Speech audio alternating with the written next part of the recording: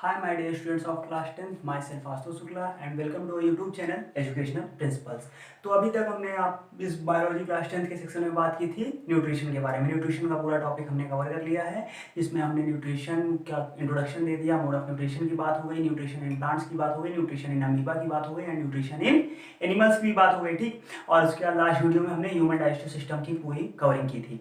अब उसके बाद हम इस वीडियो में बात करेंगे अपने दूसरे टॉपिक जो कि है रेस्पिरेशन के बारे में, ठीक। तो लाइफ प्रोसेस का दूसरा सेक्शन क्या है? रेस्पिरेशन। तो हम इस वीडियो में रेस्पिरेशन की बात करेंगे।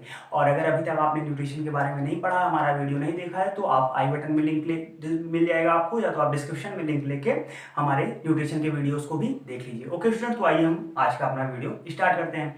तो फिर स्टार्ट करने से पहले हम देख लेते हैं कि इस वीडियो में हम क्या क्या चीजें कवर करने वाले हैं। इस वीडियो में हम सबसे पहले तो रेस्पिरेशन का इंट्रोडक्शन कवर करेंगे, उसके बाद ब्रीथिंग क्या होती है, रेस्पिरेशन क्या होता है, उन दोनों में डिफरेंस हम कवर करेंगे कि ब्रीथिंग और रेस्पिरेशन में क्या क्या चीजें डिफर होती हैं। उसके बाद फिर हम स्टोरेज ऑफ एनर्जी का वो करेंगे कि हमारी बॉडी में एनर्जी कहाँ स्टोर होती है और किस तरह से स्टोर होती है। ओके, फिर हम at last of the video में देखेंगे टाइप्स ऑफ रेस्पिरेशन के बारे में, कि रेस्पिरेशन जो ये टॉपिक है वो कितने टाइप्स के होते हैं हमारी बॉडी में। और हमारी बॉडी में नहीं, अभी तो हमने ह्यूमन की बात की ही नहीं, तो फिर ये स्पेसिफाई किसी ऑर्गेनिज्म की बात इसमें नहीं होगी, इसमें जनरल रेस्पिरेशन की बात करेंगे हम। उसके बाद फिर aerobic respiration and anaerobic respiration, ठीक है। तो फिर आइए हम आज का अपना वीडियो स्टार्ट करते हैं। सबसे पहला क्या है? रेस्पिरेशन की बात करेंगे हम। रेस्पिरेशन, देखो जनरल व्यू रेस्पिरेशन की, जब अगर हम हमारे बात उठाते हैं रेस्पिरेशन की, तो हमारे माइंड में एक क्या आ जाता है, क्राइटेरिया आ जाता है कि हमारा CO2 बाहर निकालना, ऑक्सीजन अंदर लेना, यही क्राइटेरिया हमारे माइंड में आ जाता है, ठीक। लेकिन ये बात यहाँ पे नहीं है। रेस्पिरेशन मतलब पता है क्या होता है? जो हम फूड लेते हैं, न्यूट्रिशन अभी तक हमने पढ़ा, न्यूट्रिशन में क्या पढ़ा? फूड लिया, लेकिन फूड से एनर्जी, फूड लिया, फूड से एनर्जी बनी। लेकिन अब रेस्पिरेशन में हम ये देखेंगे उस फूड से एनर्जी कैसे बनती है। उस फूड से एनर्जी पता है किस लिए बनती है? उस फूड से एनर्जी बनती है रेस्पिरेशन के द्वारा। जो फूड हम लेते हैं न्यूट्रिशन में, उससे एनर्जी हम किसके द्वारा बनाते हैं? प्रोसेस रेस्पिरेशन का। तो रेस्पिरेशन को अगर हमें डिफाइन करना हो तो हम उसको किस तरह डिफाइन कर सकते हैं? Respiration is a process which is useful to produce energy from food, ठीक। तो इसका अगर हम डेफिनेशन लिखें तो हम पहले रेस्पिरेशन की आपको डेफिनेशन दे देते हैं, ठीक। सबसे पहले एक अगर हम जनरल डेफिनेशन इसकी लें तो क्या होगा? Biochemical oxidation of food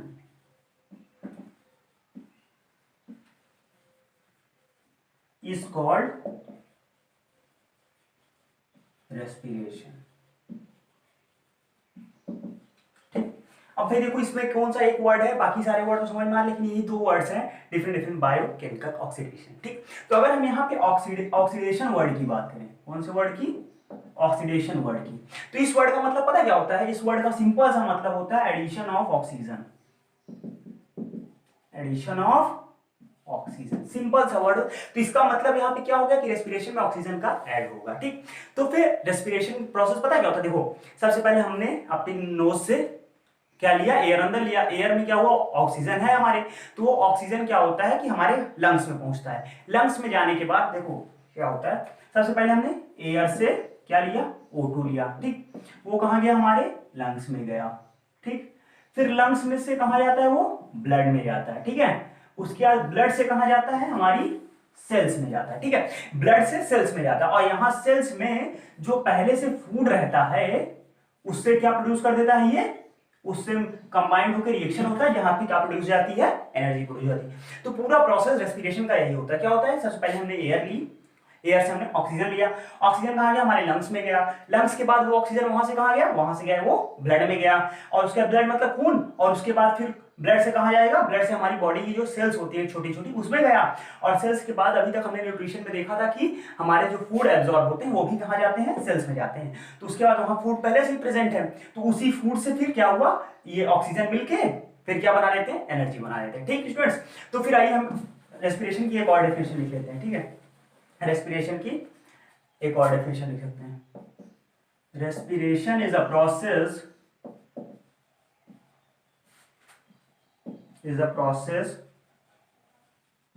of producing energy from food with the help of food by adding oxygen in it. ठीक ठीक स्टूडेंट, देखो क्या होता है कि रेस्पिरेशन एक ऐसा प्रोसेस है जिसमें हम फूड से एनर्जी प्रोवाइड करा लेते हैं और किस कैसे उसमें हम ऑक्सीजन ऐड करेंगे। ठीक, ये बात यहां तक क्लियर हुई। अब देखो अगर हम एक इसको जनरल उसमें लिखना चाहें, फॉर्मूला में एक रिएक्शन टाइप में लिखना चाहें तो पता है क्या लिख देंगे, देखो इस तरह लिखेंगे, ये हो गया हमारा फूड, फूड से हमने क्या जोड़ा, फूड में ऑक्सीजन जोड़ दिया। ठीक है, और उसके बाद हमारा पता है क्या क्या बन जाएगा, उसके बाद हमारा बना CO2 बना प्लस वाटर बना और प्लस क्या बना, एनर्जी। ठीक है, क्या हुआ, हमने यही तो हम बता रहे हैं आपको कि क्या सेल में फूड रहता है, फूड से किससे कंबाइंड होता है, ऑक्सीजन से। तो जब यहाँ फूड किससे कंबाइंड हो गया, ऑक्सीजन से, तो क्या बना, CO2 बना और वाटर बना प्लस एनर्जी बनी। CO2 क्या हुई, CO2 हमने बाहर निकाल दी रेस्पिरेशन में, वाटर क्या हुआ, वाटर बॉडी में यूजफुल हो जाएगा और एनर्जी क्या हो जाएगी, एनर्जी हमारी वेरियस लाइफ प्रोसेस के लिए सबसे नेसेसरी होता है। ठीक है, तो ये बात हुई हमारी। अब देखो अगर इसको हम एक और फॉर्मूला वाइज लिखना चाहे, जैसे हमें अगर फूड के रूप में ग्लूकोज का एक सिंगल मॉलिक्यूल ले लें, क्या ले लें, ग्लूकोज का एक सिंगल मॉलिक्यूल ले, तब देखते क्या होता है। ग्लूकोज का फॉर्मूला क्या होता है, C6H12O6 होता है, प्लस अगर इसको हम O2 से जोड़ दे लेते हैं, O2 6O2 ले लें, तो फिर क्या बन जाएगा यहाँ पे 6CO2 plus 6H2O plus energy.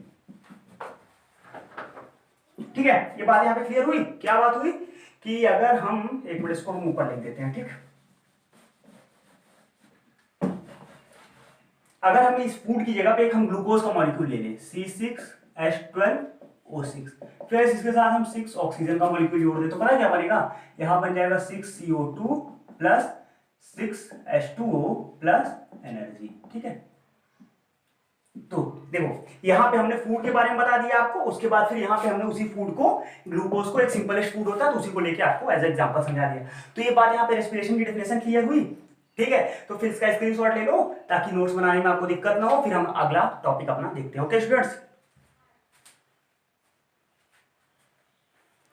तो इसका स्क्रीनशॉट ले लिया, फटाफट समझ में आ गया, तो फिर हम आगे बढ़ते हैं। क्या बात है, पूरा चैप्टर फटाफट खत्म हो जाएगा। ठीक है, तो रेस्पिरेशन की बात क्या हो गई, खत्म हो गई। अब हम बात करते हैं एक और टॉपिक है, इसमें पॉइंट है रेस्पिरेशन में। रेस्पिरेशन को कभी कभी कहीं कहीं टर्म आ जाता है, हमने यहाँ पे केवल रेस्पिरेशन की बात की, कहीं कहीं टर्म आ जाता है सेलुलर रेस्पिरेशन। क्या टर्म आ जाता है, सेलुलर रेस्पिरेशन। ठीक है, तो पता है क्या होता है, तो रेस्पिरेशन का प्रोसेस जो सेल के अंदर होता है वही होता है सेलुलर रेस्पिरेशन। ठीक है, तो ये जो कंप्लीट प्रोसेस अभी हमने आपको बताया वो किसके अंदर होता है, सेल के अंदर ही होता है, तो इसीलिए इसको सेलुलर रेस्पिरेशन भी बोलते हैं। ठीक है स्टूडेंट्स, यहां तक बातें क्लियर हुई, क्या बात है, फटाफट सब बातें क्लियर हुई। तो हमने यहाँ पे रेस्पिरेशन का इंट्रोडक्शन खत्म कर लिया। अब हम बात करते हैं ब्रीथिंग और रेस्पिरेशन के बारे में। देखो दोनों वर्ड्स काफी कंफ्यूजिंग है, कभी कभी क्या होता है अगर आपको अभी डिफाइन करने के लिए बोल दिया जाए ब्रीथिंग और रेस्पिरेशन तो बहुत ज्यादा कंफ्यूजन क्रिएट हो जाएगा, किसको हम ब्रीथिंग बोले और किसको रेस्पिरेशन बोले। देखो ब्रीथिंग का मतलब पता है क्या, सिंपल। रेस्पिरेशन का मतलब तो अभी आपने जान लिया कि फूड से एनर्जी प्रोड्यूस करना। अब देखो ब्रीथिंग का मतलब, ब्रीथिंग का मतलब होता है सिंपल, ब्रीथिंग का बस यही इतना प्रोसेस है, क्या लिया, O2 इनहेल, CO2 एक्सहेल। अब देखो भाई, इनहेल मतलब अंदर लेना और एक्सहेल मतलब बाहर निकालना।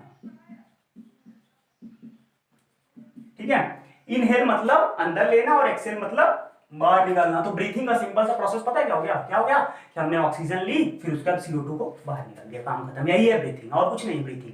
और रेस्पिरेशन क्या है, रेस्पिरेशन क्या हुआ कि हमने क्या लिया, फूड के साथ ऑक्सीजन को मिला के क्या बना दिया, CO2 और एनर्जी बना दी। देखो सबसे पहले ब्रीथिंग में हमने क्या किया कि अंदर लिया, ऑक्सीजन लिया, उसके बाद फिर वो ऑक्सीजन गई हमारे लंग्स में, लंग्स के द्वारा फिर ब्लड से पूरी बॉडी में गई, बॉडी से डिफरेंट डिफरेंट सेल्स में चली है। अब सेल्स में फूड पहले से ही प्रेजेंस है तो उस फूड के साथ ऑक्सीजन जुड़ गया, फिर CO2 बना के फिर एनर्जी हो गई, बन गया। फिर उसी CO2 कहां से आएगा, फिर उस सेल्स से ब्लड के द्वारा CO2 फिर आया वापस लंग्स में, और लंग्स के बाद फिर वो CO2 कहां चला गया, फिर वो CO2 कहां गया, फिर वो CO2 हमने बाहर एक्सहेल कर दिया। तो ये हो गई ब्रीथिंग।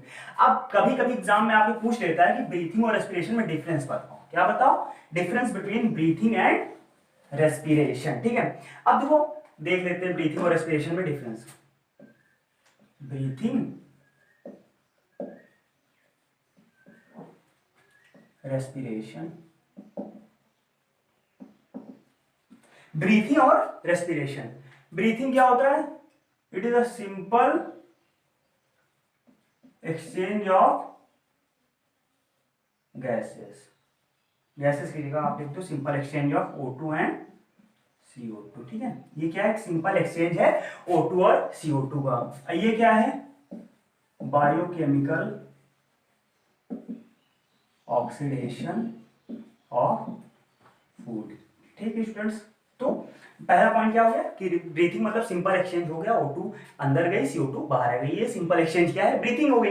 अब रेस्पिरेशन क्या होता है, रेस्पिरेशन मतलब बायोकेमिकल ऑक्सीडेशन ऑफ फूड, मतलब क्या हुआ कि फूड को हमने ऑक्सीडेशन मतलब उसमें ऑक्सीजन ऐड करके फिर क्या बना दिया, उससे हम एनर्जी उससे प्रोड्यूस कर लिए। तो ये हो गया पहला पॉइंट। ठीक है, दूसरा पॉइंट क्या हो गया, it is a physical process. ठीक है, और ये क्या है, इट इज अ, जैसे ये बायोकेमिकल ऑक्सीडेशन लिखा है वैसे it is a biochemical process, या आप बायोकेमिकल प्रोसेस लिख सकते हो इसमें, it is a biochemical process. Okay students, ये बातें यहाँ पे दोनों बात क्लियर हो गई, दो टॉपिक, दो पॉइंट्स हो गए। तीसरा पॉइंट क्या है, it involves lungs, it involves lungs. ये क्या हो, इस किसमें से होता है, इसमें क्या यूज होता है, लंग्स, ये लंग्स के द्वारा होता है। और ये क्या होता है, it involves mitochondria of cell, mitochondria of cell. ठीक है स्टूडेंट्स, ये क्या होता है कि इसमें, अब देखो इसमें पता क्या होता है, इसमें होता है कि ब्रीथिंग में एयर अंदर गई लंग्स के द्वारा, फिर वहां से CO2 लेके वो बाहर चला गया, ब्रीथिंग का काम यही पे खत्म। रेस्पिरेशन का काम क्या होता है, रेस्पिरेशन से हमने देखा कभी क्या, बॉडी के सेल में जाता है, तो सेल में जो ये फूड फॉर्मेशन, एनर्जी फॉर्मेशन होता है फूड के द्वारा, वो पता है कहाँ होता है, वो होता है माइटोकॉन्ड्रिया में। कहाँ होता है, माइटोकॉन्ड्रिया में। इसीलिए इसको, और एनर्जी का स्टोरेज भी यही होता है, इसीलिए इसको बोलते हैं powerhouse of the cell. क्या बोलते हैं माइटोकॉन्ड्रिया को, powerhouse of the cell. वो बिजली घर वाला पावर हाउस नहीं, powerhouse of the cell, ये बॉडी की सेल का पावर हाउस है। ठीक है, तो ये हो गया ब्रीथिंग और रेस्पिरेशन के बीच में कुछ जनरल से डिफरेंसेस। ठीक है स्टूडेंट्स, तो फिर इसका स्क्रीनशॉट ले लो क्योंकि ये काफी इंपॉर्टेंट टॉपिक है, तो उसके बाद फिर हम अपने अगले टॉपिक की ओर चलते हैं। फटाफट स्क्रीनशॉट ले लो, एग्जाम्स में क्वेश्चंस आते हैं इसमें डिफरेंसेस में, अगर पूछेगा तो ब्रीथिंग और रेस्पिरेशन में जरूर पूछ सकता है डिफरेंस। ठीक है स्टूडेंट, तो ये बातें यहाँ पे क्लियर हो गई ब्रीथिंग और रेस्पिरेशन की बात। अब हम आगे बढ़ते हैं अपने अगले टॉपिक की।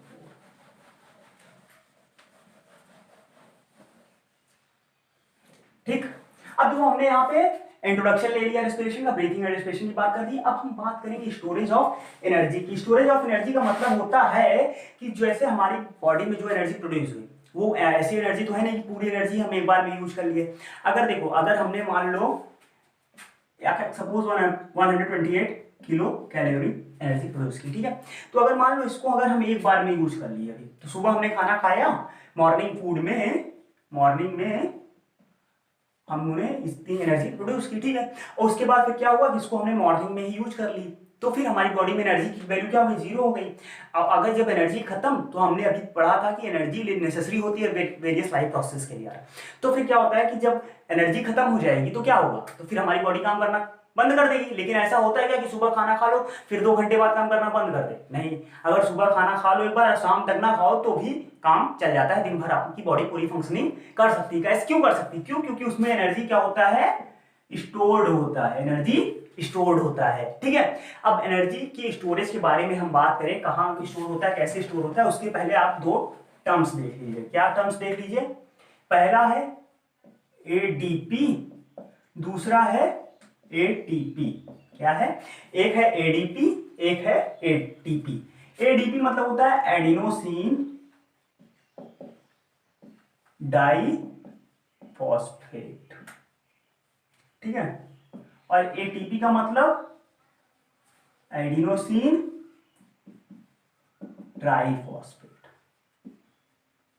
क्या बात है, एडिनोसिन डाइफॉस्फेट, ट्राइफॉस्फेट दोनों भाई बहन है और कुछ नहीं है। देखो डाइफॉस्फेट का मतलब पता है क्या हो गया, डाई मतलब यहां पे 2 फॉस्फोरस मॉलिक्यूल है। फॉस्फोरस के कितने मॉलिक्यूल्स हैं, 2, यहां पे कितने फॉस्फोरस है, 2 फॉस्फोरस है। और ट्राई का मतलब यहां पे कितने फॉस्फोरस है, 3 फॉस्फोरस है। अब देखो क्या बात है, अब यहाँ पे इन दोनों बातों का बताने का मतलब क्या है ये समझ लो पहले। हमारी बॉडी में जो एनर्जी स्टोर होती है वो किस फॉर्म में एनर्जी स्टोर होती है, एटीपी के फॉर्म में एनर्जी स्टोर होती है। लेकिन हमारी बॉडी जो यूज करती है अपने वेरियस प्रोसेसेस के लिए, वो किस फॉर्म में यूज करती है? वो एडीपी के फॉर्म में यूज करती है, एटीपी के फॉर्म में वो यूज नहीं कर सकती। ठीक, और देखो इसमें फॉस्फोरस कितने मॉलिक्यूल हैं? 2, और इसमें 3। ये हो गया बड़ा भाई, ये हो गया छोटा भाई। अब देखो एनर्जी के मेजर कंटेंट पता है किसके पास रहता है? किसके पास? बड़े भाई के पास ज्यादा एनर्जी होगी, तो इसके पास क्या होगा? ये मेजर कंटेंट है एनर्जी का, मेजर एनर्जी कंटेंट इसमें रहता है। ठीक है, कंटेंट इसमें एनर्जी ज्यादा रहती है, इसमें क्या रहता है? Less energy. ठीक है, एटीपी में ज्यादा एनर्जी और एटीपी में लेस एनर्जी। और एटीपी को एक और बात ध्यान रख लो, इसको हम बोलते हैं एनर्जी क्वाइन ऑफ सेल। काफी इंपॉर्टेंट है, कभी कभी एग्जाम में 1 नंबर में पूछ लेता है what is energy coin of cell, तो इसको ध्यान रखो। एनर्जी क्वाइन ऑफ सेल हम किसको बोलते हैं?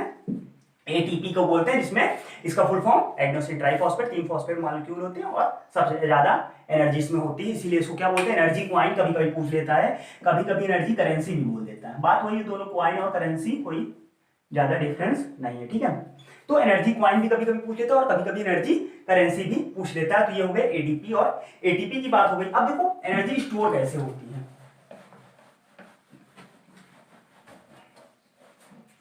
फूड से जो एनर्जी बनती है वो किस फॉर्म में बनती है पता है? फूड से जो एनर्जी बनती है वो बनती है एडीपी के फॉर्म में। ठीक है, एडीपी के फॉर्म में एनर्जी बनी। ठीक, एडीपी के फॉर्म में एनर्जी बनी, और एडीपी में ये जो लो एनर्जी मॉलिक्यूल्स है, एडीपी क्या है हमारा?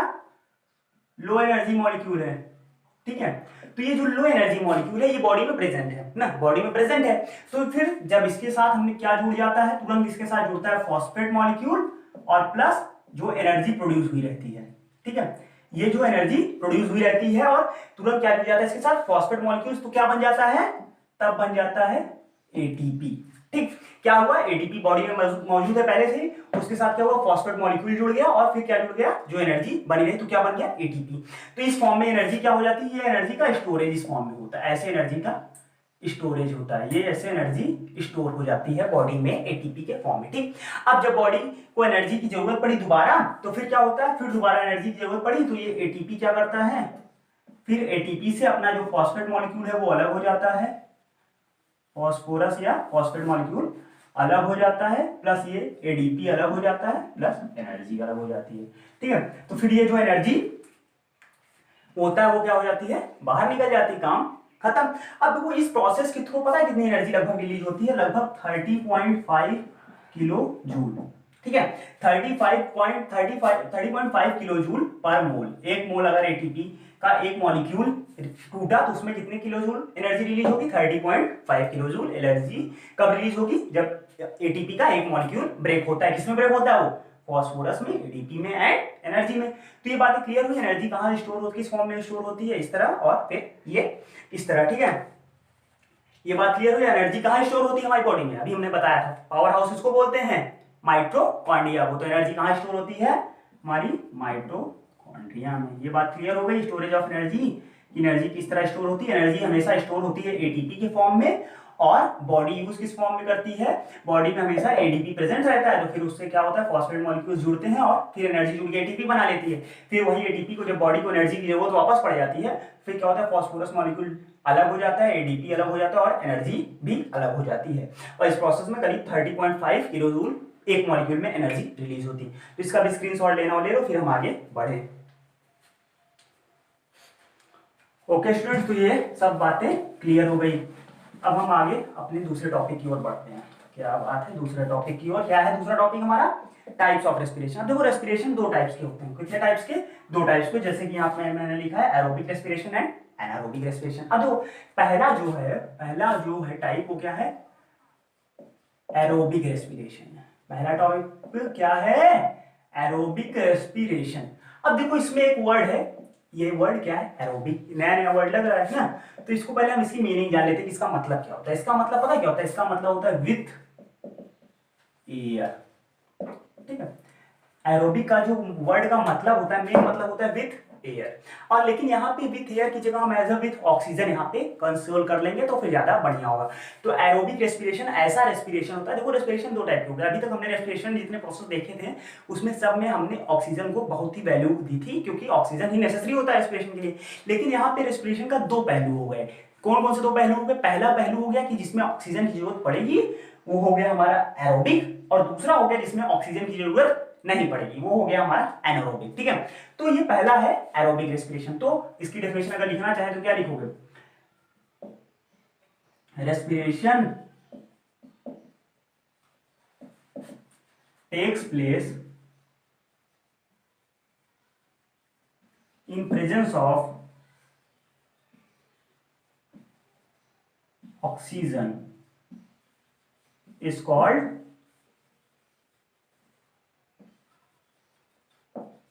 Aerobic respiration. ठीक है स्टूडेंट्स, ऐसा रेस्पिरेशन जो किसके प्रेजेंस में हो? ऑक्सीजन के प्रेजेंस में हो, तो उसमें क्या बोलते हैं? Aerobic respiration. ठीक है, अब इस एरोबिक रेस्पिरेशन में जो फूड होता है वो क्या होता है? वो पूरी तरीके से ब्रेक हो जाता है CO2 और H2O में। अब वो ब्रेक कैसे होता है, थोड़ा इसका हम एक आपको रिएक्शन के थ्रू समझा देते हैं। देखो, जैसे ये हमारा ग्लूकोज है, ठीक है, तो ग्लूकोज के थ्रू एक प्रोसेस आता है ग्लाइकोलिसिस। क्या होता है? ग्लाइकोलिसिस। अब ये क्या बला है, अभी बताते हैं क्या बला है ये। और ये प्रोसेस पता है क्या होता है? ये सेल के साइटोप्लाज्म में होता है। ठीक है, अब जब ग्लाइकोलिसिस प्रोसेस कंप्लीट हुआ तो इससे बना यहाँ पे पायरुविक एसिड। पायरुविक एसिड, फिर पायरुविक एसिड के साथ यहाँ पे पता क्या हो गया? यहाँ पे क्रेब्स साइकिल हुई, एक क्रेब्स साइकिल। और वो पता क्या हुआ? वो हुआ माइटोकॉन्ड्रिया में।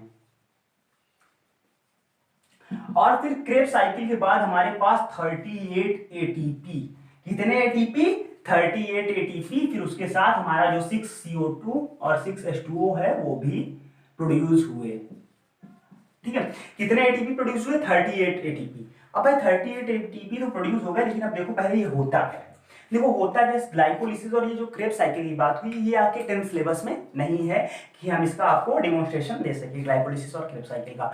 तो फिर बस इतना जान लो कि ये ग्लूकोज से फिर पायरुविक, ग्लूकोज से ग्लाइकोलिसिस एक कंप्लीट साइकिल होती है, जिसमें से क्या होता है? ग्लूकोज कन्वर्ट हो जाता है पायरुविक एसिड में। फिर पायरुविक एसिड के बाद एक क्रेब्स साइकिल भी कंप्लीट साइकिल होती है, जिसमें से फिर ये पायरुविक एसिड कन्वर्ट हो जाता है 38 एटीपी, 6 CO2 एंड 6 H2O में। ये जब आप लोग 11th में जाएंगे तब वहां पे आपको कंप्लीट इसका डेमोन्स्ट्रेशन पूरी साइकिल बना के समझाई जाएगी ग्लाइकोलिसिस और क्रेब्स साइकिल की। ठीक है, और ये ग्लाइकोलिसिस जो प्रोसेस होता है ये कहां होता है? ये हमारा साइटोप्लाज्म में होता है, और ये जो क्रेब्स साइकिल होती है कहां होती है? माइटोकॉन्ड्रिया में। ठीक है, तो अभी आप अगर आपसे कोई पूछ ले कि एरोबिक रेस्पिरेशन में कितने एटीपी एनर्जी प्रोड्यूस होती है, तो यहाँ पे ये हमने दिया है कितने एटीपी?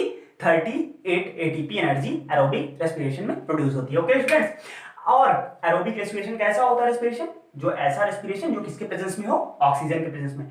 और एक बात एरोबिक रेस्पिरेशन की, आप धीरे धीरे पॉइंट वाइज इसमें हम कुछ ऐसे पॉइंट्स लिख लें कि आपको अगर एग्जाम में शॉर्ट नोट आ जाए इसमें तो आपको कोई प्रॉब्लम ना हो। ठीक है, इसमें लिख देंगे इन दिस रेस्पिरेशन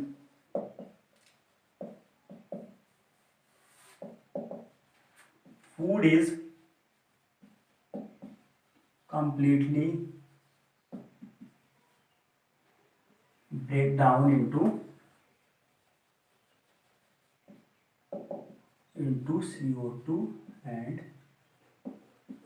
ठीक है, एनर्जी रिलीज करते हुए फूड पूरी तरह से ब्रेक हो जाता है CO2 और H2O में। और एक बात, ये जो रेस्पिरेशन होता है कहां होता है? Takes place in mitochondria. बहुत इंपॉर्टेंट टर्म्स है, याद रखो इसको। Takes place in mitochondria. कहां होता है ये? माइटोकॉन्ड्रिया में। ठीक, तो कितने पॉइंट्स हो गए इसके बारे में हमने लिखा? सबसे पहला ये इसमें कंप्लीट ब्रेक डाउन हो जाता है और ये माइटोकॉन्ड्रिया में होता है। इसका definition, respiration takes place in presence of oxygen is known as aerobic respiration. और इसमें कितने एनर्जी रिलीज होती है? 38 एटीपी एनर्जी रिलीज होती है। अब बात ये आती है कि भाई ये रेस्पिरेशन होता किस में है? ये रेस्पिरेशन होता है भाई हमारे अंदर होता है, तुम्हारे अंदर होता है। अपना नाम लिख दो एग्जाम्पल में, लिख दो क्या लिख दो? ह्यूमन लिख दो, डॉग लिख दो, कैट लिख दो, जितने जानवर जानते हो सब लिख डालो, सब इसी में पूरा चिड़ियाघर बना दो। ठीक है, तो फिर ये हो गया हमारा एरोबिक रेस्पिरेशन, यहाँ पे कंप्लीट हो गया। तो इसका स्क्रीनशॉट फटाक से ले लो, फिर हम आगे अपना दूसरे टॉपिक की ओर पढ़े। ओके स्टूडेंट्स, तो फिर एरोबिक रेस्पिरेशन का स्क्रीनशॉट कंप्लीटेड। अब हम आगे बढ़ते हैं।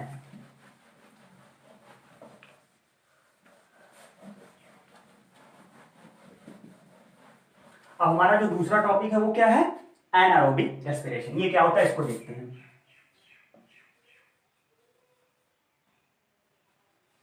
एनारोबिक रेस्पिरेशन, अब भाई इसका मतलब तो साफ साफ समझ में आ ही गया होगा कि जब एक में ऑक्सीजन की जरूरत पड़ गई तो दूसरे में ऑक्सीजन की जरूरत नहीं पड़ेगी, यही बात होगी इसकी ना। बिल्कुल सही समझ रहे हो तुम, बहुत समझदार हो गए हो।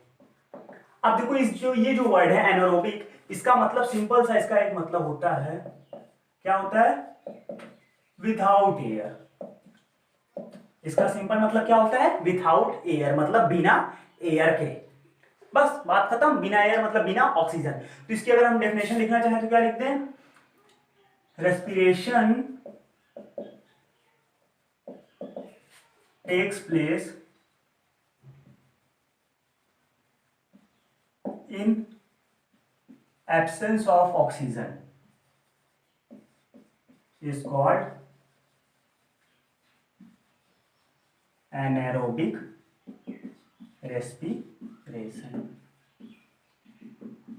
ठीक है, ऐसा रेस्पिरेशन जो क्या हो, ऑक्सीजन की एब्सेंस में हो, तो ऐसे रेस्पिरेशन को पता है क्या बोलते हैं, एनारोबिक रेस्पिरेशन। अब भाई देखो, जैसे वहां पे ग्लाइकोलिसिस और क्रेब हुई थी, वो यहाँ पे भी ग्लाइकोलिसिस और क्रेब साइकिल होगी, लेकिन देखो कैसे होती है। सबसे पहले क्या लिया यहाँ पे, वैसे मान लो ग्लूकोज का मॉलिक्यूल ले लिया, ठीक है, ग्लूकोज का मॉलिक्यूल लिया और यहाँ पे ग्लाइकोलिसिस हुई।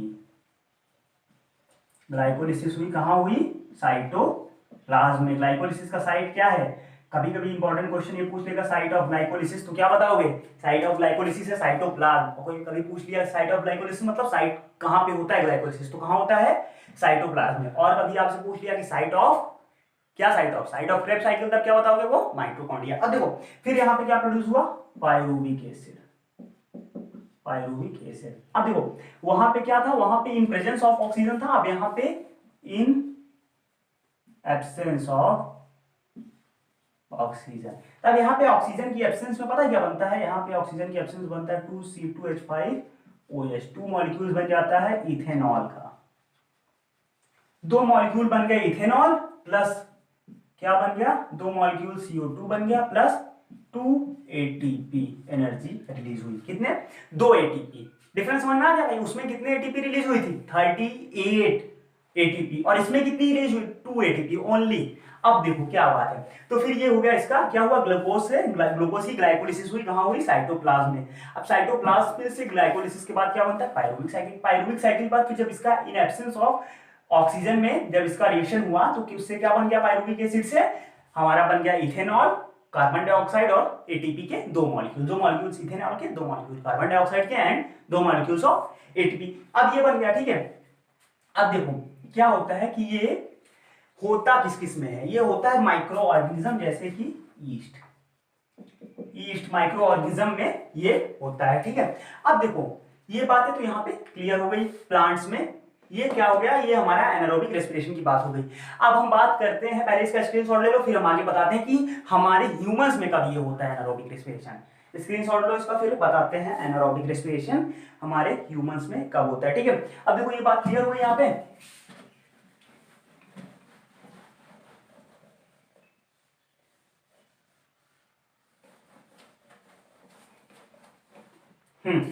देखो कभी कभी क्या होता है, जैसे आप कभी कभी एक्सरसाइज करते रहिए या दौड़ते रहिए, तो अचानक आपकी मसल्स में क्या हो जाता है, खिंचाव आ जाता है, बहुत तेज दर्द करने लगता है। होता है, सबके साथ हुआ होगा, सबने नोटिस किया होगा। तो इसका रीजन पता है क्या है, इसका रीजन सेम यही है, क्या है कि वहां पे एनारोबिक रेस्पिरेशन होने लगता है। कौन सा रेस्पिरेशन होने लगता है, एनारोबिक रेस्पिरेशन। और इसके द्वारा पता है क्या प्रोड्यूस होता है, जब ह्यूमंस की मसल्स में। अब देखो ऐसा होता कब है, जब हम एक्सरसाइज कर रहे होते हैं। क्या कर रहे होते हैं, एक्सरसाइज। तो हमारे में क्या होता है, ऑक्सीजन डिमांड, हमारी मसल्स में ऑक्सीजन डिमांड इन मसल्स, ये क्या होता है, बहुत ही हाई होता है। क्या होता है, बहुत हाई होता है ऑक्सीजन डिमांड। जब हम क्या कर रहे होते हैं, एक्सरसाइज कर रहे होते हैं, तो ये ऑक्सीजन डिमांड जो हमारी मसल्स में रहता है बहुत ही ज्यादा रहता है, मतलब मसल्स को उस टाइम बहुत ज्यादा ऑक्सीजन चाहिए होती है। लेकिन फिर क्या होता है, कभी कभी जब अगर वहां पे ऑक्सीजन नहीं पहुंच पाती, उतना अमाउंट ऑफ ऑक्सीजन जब वहां पे नहीं पहुंच पाता, तो वहां पे क्या हो जाता है, एनारोबिक रेस्पिरेशन हो जाता है, एनारोबिक रेस्पिरेशन, ठीक है। तब ह्यूमन की मसल्स में क्या हो जाता है, एनारोबिक रेस्पिरेशन। तो जब वहां पे एनारोबिक रेस्पिरेशन हो जाता है, तो पता है क्या प्रोड्यूस होता है as a result of anaerobic respiration, वहां प्रोड्यूस होता है लैक्टिक एसिड। क्या प्रोड्यूस होता है, lactic acid. Lactic acid produce होने की वजह से ही फिर क्या होता है, तुरंत हमारी मसल्स में बहुत तेज खिंचाव हो जाता है और बहुत ही तेज दर्द होने लगता है।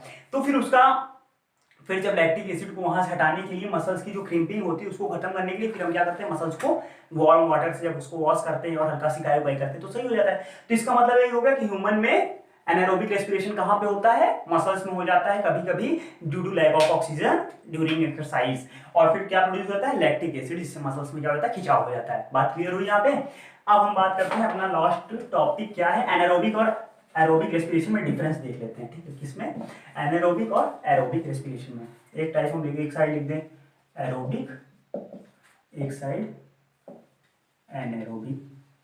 दोनों रेस्पिरेशन में हम देख लेते हैं डिफरेंसेस क्या क्या हैं।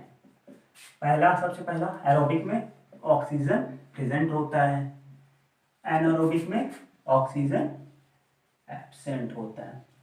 ठीक है, क्या होता है कि इसमें क्या होता है, ये एरोबिक रेस्पिरेशन में अभी हमने देखा कि ऑक्सीजन एब्सेंट होता है, ये ऑक्सीजन एब्सेंट होता है। अब ये क्या होता है, ये जो एरोबिक रेस्पिरेशन होता है ये कॉमन इन प्लांट्स, मतलब प्लांट्स में बहुत होता है, प्लांट्स में कॉमन रहता है, मतलब हर प्लांट में एरोबिक रेस्पिरेशन होता है। और ये जो एनारोबिक रेस्पिरेशन होता है ये रेयर होता है प्लांट्स में। क्या होता है, रेयर इन प्लांट्स, प्लांट्स में रेयर मतलब रेयरली किसी प्लांट्स में पॉसिबल हो जाता है। इसमें क्या होता है, 38 एटीपी प्रोड्यूस्ड। इससे कितनी एटीपी प्रोड्यूस होती है, 38। इससे कितनी एटीपी प्रोड्यूस होती है, 2 एटीपी प्रोड्यूस होती है। कितनी, 2। इससे कितनी होती है, 38 एटीपी, इससे 2 एटीपी प्रोड्यूस होती है। ये बात क्लियर हो गई। और अगर हम एक और लास्ट डिफरेंस की बात करें तो फिर क्या होता है, इसमें कंप्लीट ब्रेकडाउन ऑफ फूड हो जाता है, complete break down of food. और इसमें क्या होता है, इनकम्प्लीट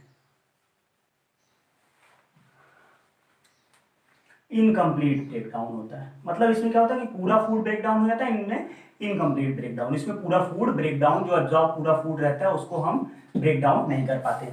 अब इसका एक एग्जांपल देख लो, अपना नाम लिख दो, चाहे जो लिख दो, ह्यूमन लिख दो, इसका एग्जांपल में ईस्ट लिख दो, ईस्ट जो बैक्टीरिया होता है। ठीक है, माइक्रो ऑर्गेनिज्म। तो फिर ये क्या है, ये एरोबिक और एनारोबिक रेस्पिरेशन में कुछ डिफरेंसेस है। क्या क्या इंपॉर्टेंट है, आता है एग्जाम में 4 नंबर 3 नंबर क्वेश्चन आपको इससे मिलेंगे, श्योर मिलेंगे। अगर आपका हाफ ईयरली या यूनिट टेस्ट में तो पक्का मिलेंगे, कभी कभी आपके बोर्ड्स में भी इसमें से क्वेश्चन आ जाते हैं। क्या होता है, एरोबिक रेस्पिरेशन में ऑक्सीजन प्रेजेंट होता है, एनारोबिक में ऑक्सीजन एब्सेंट होता है। एरोबिक रेस्पिरेशन क्या होता है, प्लांट्स में कॉमन होता है, मतलब ज्यादातर प्लांट्स में ये होता है। और एनारोबिक रेस्पिरेशन ये प्लांट्स में रेयर होता है, मतलब कुछ कुछ प्लांट्स का कोई रेयर एक आध प्लांट मिल जाएंगे जिसमें ये होता होगा।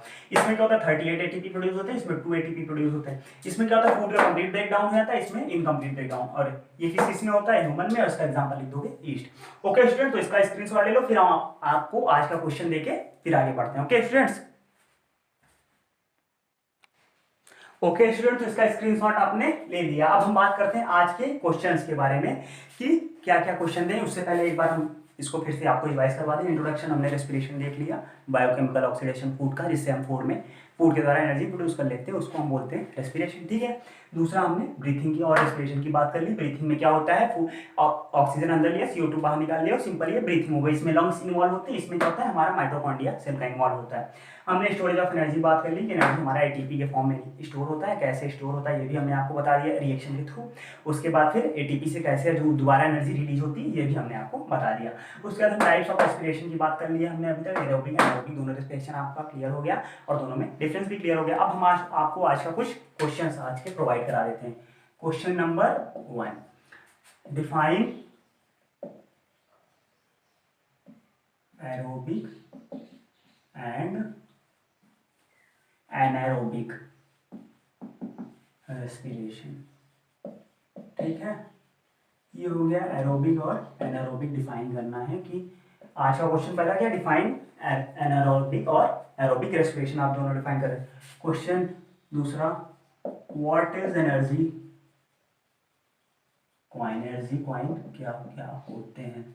दूसरा, which organ which part is known as powerhouse of the cell, known as powerhouse। 9th में आपने ये सब पढ़ा है, powerhouse of the cell 9th की क्लास में ये सारी चीजें थी, आपने माइटोकॉन्ड्रिया का पूरा स्ट्रक्चर भी पढ़ा होगा। तो ये मैंने आंसर भी आपको बता दिया, बात ही बात। में, ठीक है। Which part is known as powerhouse of the cell, ठीक है। और इसका एक और question, how energy is stored in body, energy is stored in body, stored in body, ठीक है। And at last define respiration, respiration की definition. Okay students, तो ये 5 क्वेश्चन हैं। अगर आप ये पांचों क्वेश्चन तैयार कर लेते हैं तो इसमें से श्योर आपको क्वेश्चंस मिल जाएंगे आपके एग्जाम्स में। ओके स्टूडेंट, तो यहाँ पे हम आपका अपना ये वीडियो रेस्पिरेशन टॉपिक का एंड करते हैं।